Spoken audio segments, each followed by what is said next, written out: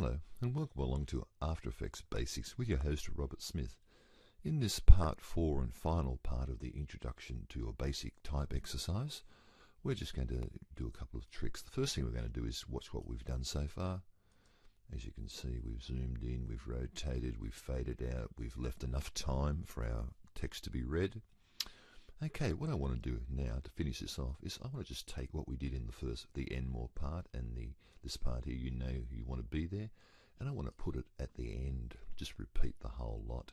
So to do that, rather than have to animate it again, I'm just going to select those two layers. That's these two layers here with the Shift key held down and Apple D to duplicate, and you'll see that it duplicates each layer on top of it like that. And what I'm going to do is I'm just going to grab them and drag them along here to my timeline, along my timeline till that building a critical bridge fades out to about there, and just move them so the end point of the first part, the Enmore part, does that.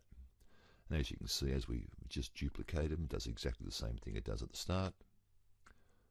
Fantastic. So let's watch our finished product. I'm going to drag, press my RAM preview, and here it is. Zooms in, goes to the left, right, rotates in, scales out, fades out. The long time for a lot of type. Maybe that's just a little bit too long, but you get the point. It's better to leave just a little bit longer. Fade out, and then the beginning, because we duplicated the layers, does exactly the same thing. And that's about the end point of what we want to do.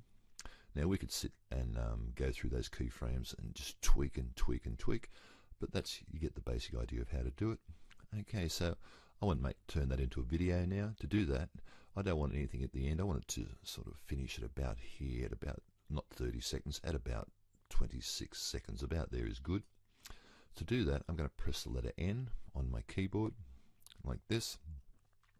And then I'm going to trim this comp to be that long. Right now, it's 30 seconds long, but I only really need 26 seconds. To do that, I'm going to hold the Control key down and click on this grey area. See this little grey area here? And select Trim Comp to Work Area. So now my comp is the exact length, 26 seconds. Fantastic. Okay, let's make a movie out of that. Here I am in the Creative Cloud. So I need to go to Composition, Add to Adobe Media Encoder Queue, like this. And here I'm going to select H.264. Here I'm going to select Match Source, High Bitrate. And here I'm going to tell it to put it somewhere. Now I'm going to put it in here. I will find a folder to put it in. It doesn't really matter where you put it, so I'll just put it in this one here, and I'll just call this Basic Type, like that, and save. And I'm ready. So I've got my codec, what quality it's going to be, and where am I going to put it. Once I've done that, I simply click on the green arrow there, and as you can see down the bottom, we get a preview of what's happening. You can't see it very well, but it's going to take a little while to do that because of the motion blurs. As you can see, the motion blur takes a little while and it slows everything down. As you see, that was easy for it to do, and as it comes to the motion blur now, you'll see that it's taking a little while at that point to work out all the sums.